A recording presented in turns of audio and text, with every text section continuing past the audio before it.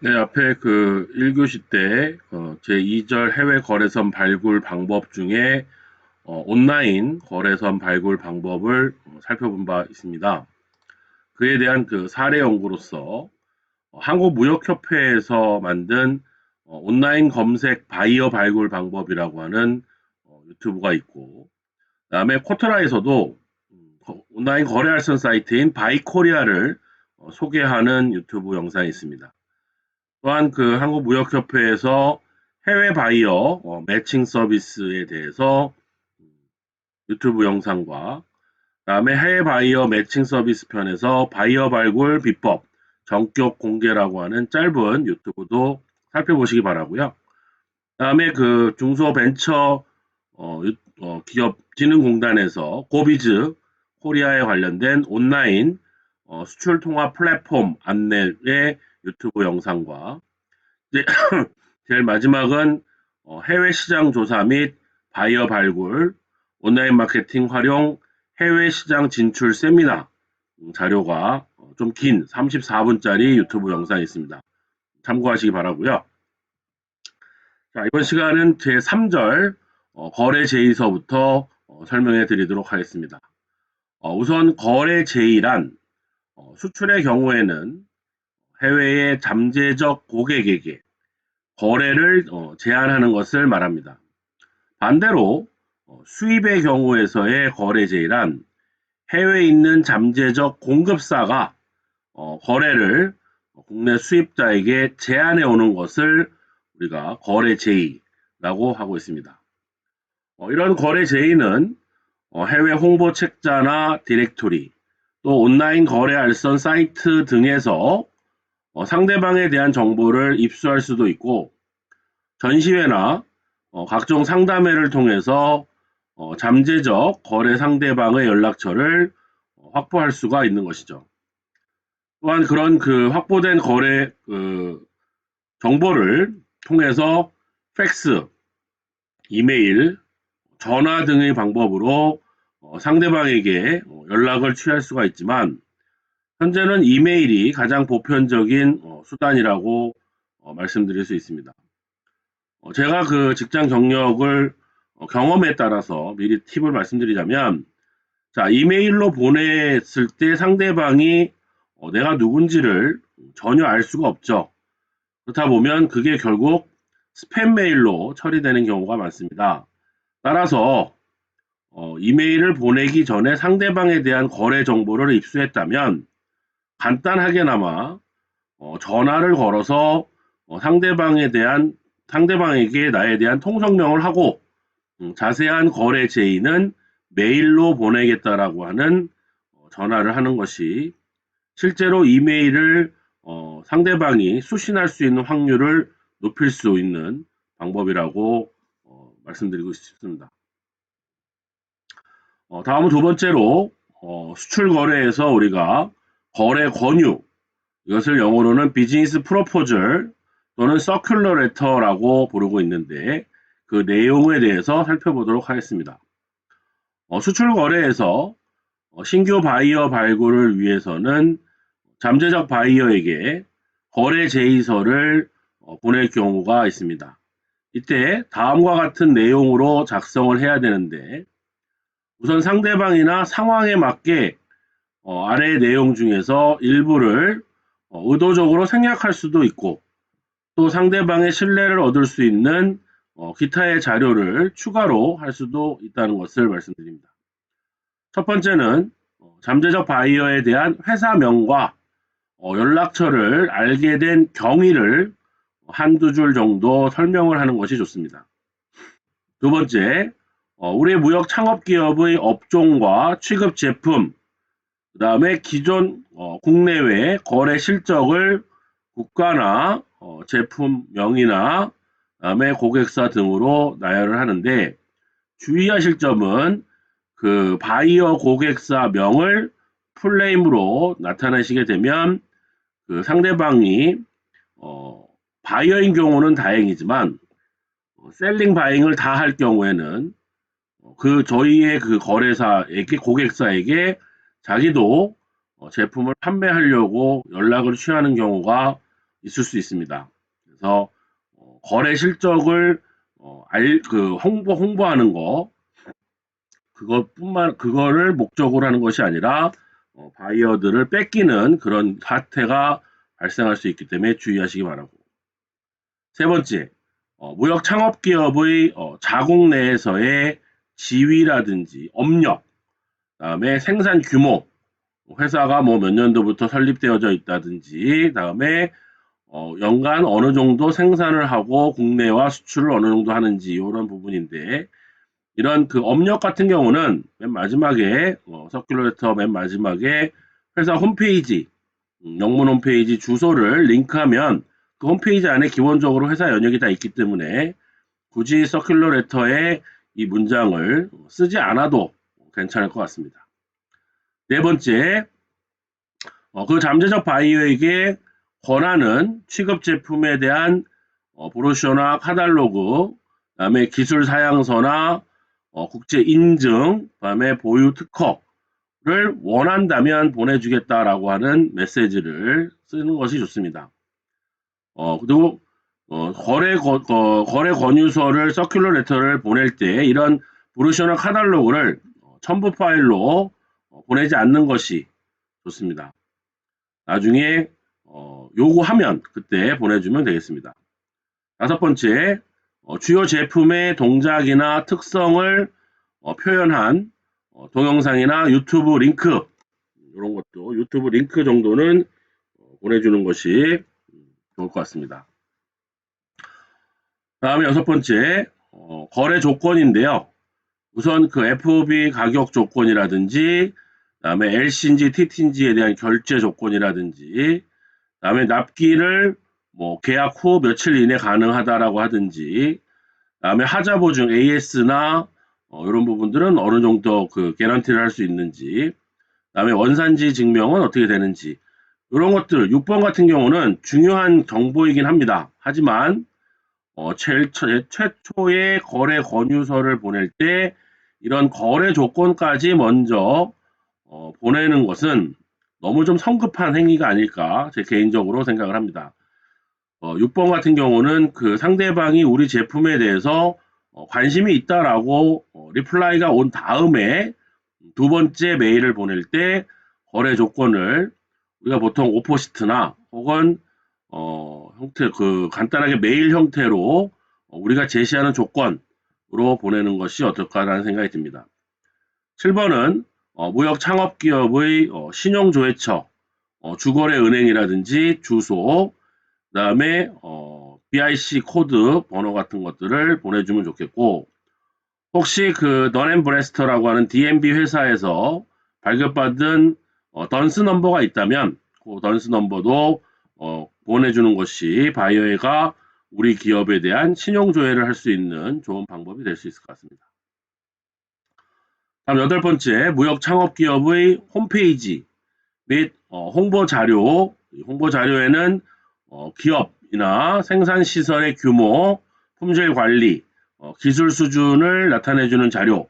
대부분 이런 홍보 자료들이 홈페이지 안에 아마 수록이 되어져 있기 때문에 앞에서 4번에서 말씀드렸던 것처럼 맨 마지막에 홈페이지 주소를 링크하게 되면 바이어가 원하는 정보를 클릭하고 찾아볼 수가 있을 겁니다.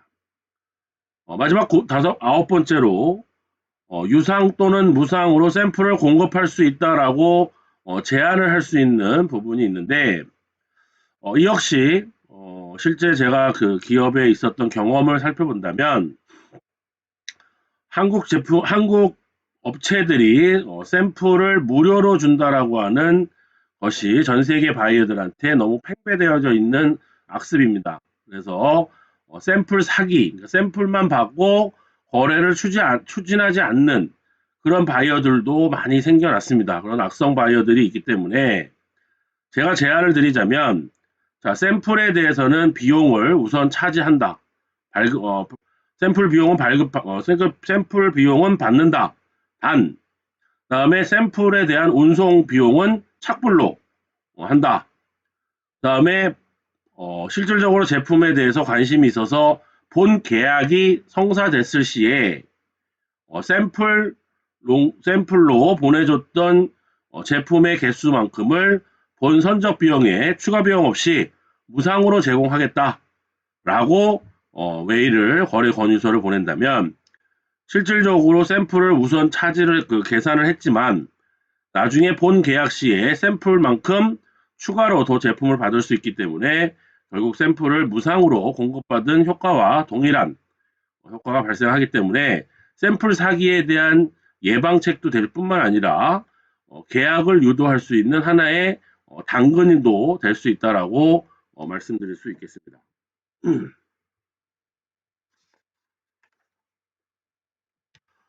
다음은 수입 거래에 있어서 거래 문의, 비즈니스 인쿼리에 대해서 설명드리도록 하겠습니다.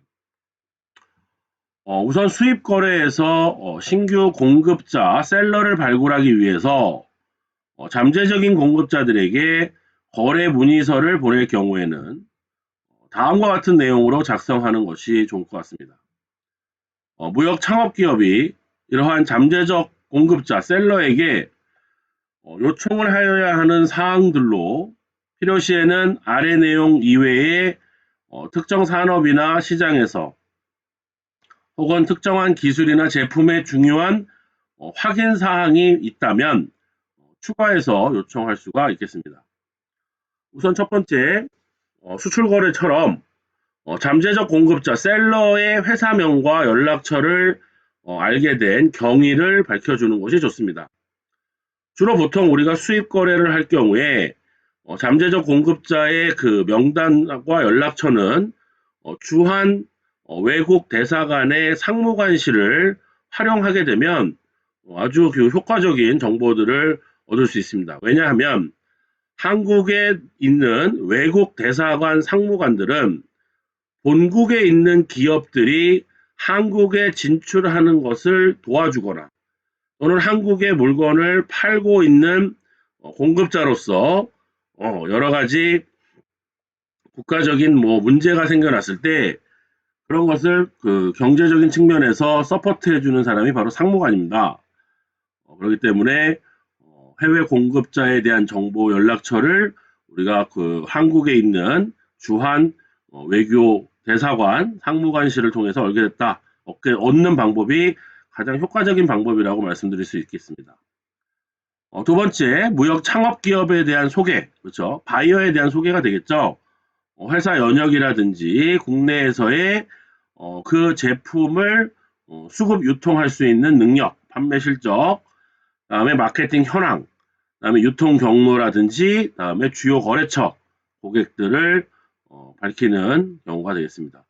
사실 이 무역 창업 기업이 수입할 때는 바이어이기 때문에 홈페이지를 그렇게 잘 꾸며놓지 않습니다. 그렇기 때문에 이런 것들은 소개 자료를 메일로 보내기 위해서 미리 워드나 혹은 엑셀로 작업을 해놓는 것이 좋을 것 같습니다.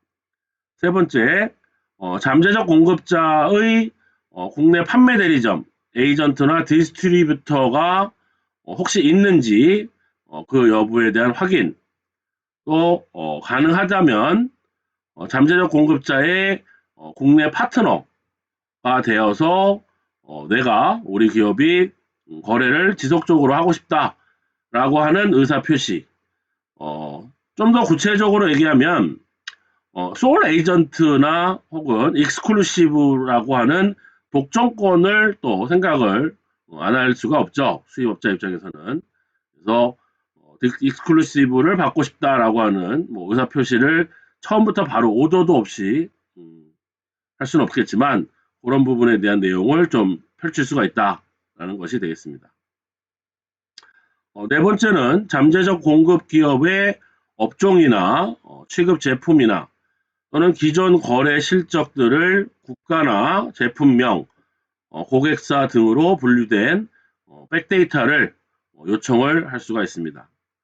또한 다섯 번째가 잠재적 공급 기업이 자국 내에서의 포지션이라든지 회사 연역, 그다음에 생산 규모, 그다음에 인원, 정원 이런 것들도 물어볼 수가 있고 물론 홈페이지 주소를 통해서 얻는 정보도 얻을 수가 있을 것입니다. 여섯 번째, 취급 제품에 대한 브로슈어나 카탈로그나 기술 사양서나 혹은 국제 인증, 보유하고 있는 특허 이런 디테일한 정보들이 있으면 PDF나 혹은 메일로 다운로드 받을 수 있도록 다음 편에 보내달라 라고 할 수가 있죠. 일곱 번째로는 주요 제품의 동작이나 특성을 보여주는 동영상 또는 유튜브 링크도 마찬가지로 요청을 할 수가 있습니다. 다음에 그 여덟 번째 거래 조건, 가격 조건, 결제 조건, 납기, 하자 보증 기간, 그다음에 원산지 이런 것들은 거래 비즈니스 프로 인ኳ리를 할 때 급하게 하는 경우보다는 위에 있는 브로셔나 카탈로그나 이런 내용으로 그다음에 7번의 동영상들을 유튜브를 통해서 1차 확인, 제품에 대한 확인을 한 다음에 수입 의사를 좀 더 밝히기 위한 거래 조건에 대한 그 제안을 한다거나 혹은 제안을 받는 것이 좋을 것 같습니다. 아홉 번째, 잠재적인 공급 기업에 대한 신용 조회처, 주거래 은행 및 주소를 알려달라라고 문의도 할 수가 있습니다. 열 번째로 잠재적 공급 기업의 홈페이지 및 홍보 자료, 이 홍보 자료에는 회사나 생산 시설에 대한 규모, 다음에 품질 관리, 기술 수준 등을 나타내주는 자료들이 되겠습니다. 물론 홈페이지 안에 여러분들이 이런 홍보 자료를 별도로 갖고 계시기 위해서는 홈페이지 안에 그 내용이 수록되어져 있는 것이 좋습니다. 마지막으로 우리가 이제 수입을 하는 수입자이기 때문에 샘플을 유상이나 혹은 무상으로 공급받을 수 있는지에 대한 문의. 우리가 아까 수출 경우에는 반드시 유상으로 판매를 하고 나중에 본 오더 때 추가로 무료로 제공해라 라고 했지만 수입 거래일 때 샘플을 국내가 아니고 해외 공급자가 무상으로 제공을 해줄 수 있는지 그 여부를 문의할 수가 있는 것이 되겠습니다. 다음은 제4절 신용조사에 대해서 살펴보도록 하겠습니다. 우선 신용조사라고 하는 것은 영어로 크레딧 리서치라고 하며 사전에 거래 상대방의 신용도를 조사하여 거래 여부에 대한 의사결정을 반영함으로써 미래에 발생할 수 있는 신용위험, 크레딧 리스크를 사전에 방지하고 향후의 거래에 따른 전망을 진단하는 것을 우리가 신용조사라고 하고 있습니다. 무역 거래에서 거액의 상품을 선수금 없이 신용장 한 장으로 거래하게 되는 것이 일반적이며 그때 상대방의 신용 상태가 불량한 경우에는 상품 인수를 거부하거나 대금 지급을 거절할 수가 있습니다. 사실 신용장에서는 바이어의 상대방의 신용 상태로 거부를 하기보다는 은행에서 이 선적 서류에 대한 그 부족, 그다음에 미흡분으로 언페이드 지급 거절을 언페이드를 거는 경우가 훨씬 더 많다라고 말씀드릴 수 있겠습니다. 무역이라고 하는 것은 언어나 관습, 문화, 법률이 서로 다른 원거리에 있는 국가들 간의 거래이기 때문에 상대방에 대한 선택이 잘못되었을 경우 이로 인한 피해는 사후에 바로잡기가 쉽지 않습니다. 사후에 우리가 뭐 상사중재라든지 혹은 법원의 재판을 통해서 바로잡으려고 하지만 그때는 깨진 바가지가 된다는 얘기입니다. 따라서 거래를 시작하기 전에 미리 상대방에 대한 정보를 입수해서 거래 여부를 결정하는 것이 중요하다라고 말씀드리고 싶습니다. 자, 그렇다면 두 번째, 신용조사의 그 내용에 대해서 좀 살펴보도록 하겠습니다. 우선 그 신용조사의 그 필수 조사 항목으로는 대상업체의 상도덕, 캐릭터와 다음에 대금 지불 능력, 캐피탈과 마지막으로 거래 능력, 캐패시티가 있는데 이를 우리는 신용조사의 3C, 캐릭터, 캐피탈, 캐패시티, C자로 시작되는 3C라고 말하고 있습니다. 그 중에 상도덕, 캐릭터라고 하는 것을 다른 말로 평판이라고도 하는데 상대방에 대한 성실성, 다음에 평판, 다음에 업무에 대한 태도, 다음에 채무 이행에 대한 열의 등의 상대방의 그 평판도 캐릭터는 우리가 신용조사하는 항목 중에 가장 기본적이면서 가장 중요한 항목이라고 말씀드릴 수 있겠습니다. 특히 원거리 간의 매매 거래인 이 무역 거래에서는 무엇보다도 신용을 중요시하고 있고 채무 이행에 대한 열의가 상대방의 자금이나 영업 실적보다도 회사의 성격 또는 경영진의 성실성에 의존하는 경우가 많기 때문입니다.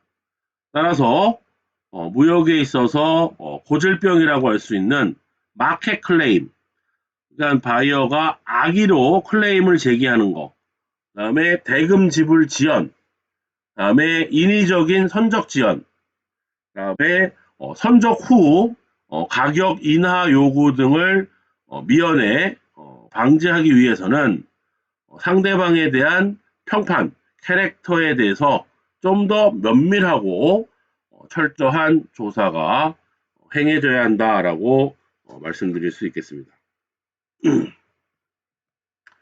두 번째, 대금 지급 능력입니다. 영어로는 캐피탈인데요. 상대방의 대금 지불 능력을 확인하기 위해서는 자산 관계 전반에 대해서 조사를 하지 않으면 안 됩니다. 이것은 우리가 financial standing, 재정 상태를 말하는 것을 의미하며 물적 신용을 나타내는 것입니다. 따라서 기업의 재무제표를 중심으로 자본금 규모와 자산 내용 등을 충분히 검토할 수 있어야 할 것입니다. 다음 세 번째로 거래 능력입니다. 영어로는 capacity라고 하는데 상대방의 거래 능력을 조사하기 위해서는 우선 회사의 연역, 히스토리와 경영자의 경력 및 능력을 검토할 필요가 있습니다. 또한 회사가 이때까지 이루어 놓은 거래 실적이라든지 그다음에 취급 상품이라든지 그다음에 거래처 등도 조사를 할 수가 있는데 성실하고 재정 상태가 양호한 회사라도 영업 능력, 거래 능력이 없다면 장기적인 전망은 없다라고 감히 말씀드릴 수 있겠습니다. 다음 표 5-3에서는 해외 바이어의 신용조사 보고서의 그 구성을 설명드리고 있습니다. 주로 이제 그 DMB라고 나이스 DMB 한국은 나이스 DMB고 DMB라고 하는 데서 비즈니스 인포메이션 레포트라고 하는 추가 요금을 지불해서 심층 조사에 대한 내용이 되겠습니다. 첫 번째 Identification and Summary 해서 내용으로는 던스 넘버가 알려지게 되고 회사명과 주소, 그다음에 전화번호, 그다음에 대표자 이름, 주요 업종, 그다음에 요 DMB 회사에서 발급한 신용 등급 레이팅, 그다음에 설립 연도, 매출액, 종업원 수, 그다음에 업력, 히스토리, 재무 상태 등을 기재하는 항목이 되겠습니다. 두 번째 스페셜 이벤트로 특이사항입니다. 주소가 변경되었다든지 혹은 도산을 하거나 인수합병, 화재, 그다음에 천재지변 등으로 최근에 발생했던 주요 사건 등을 기재하는 항목이 되겠습니다. 그다음에 레이팅입니다. 앞에 그 서머리에서도 설명드렸다시피 신용조사 기관이다 보니 신용조사에 대한 등급, 레이팅을 부여하고 있습니다.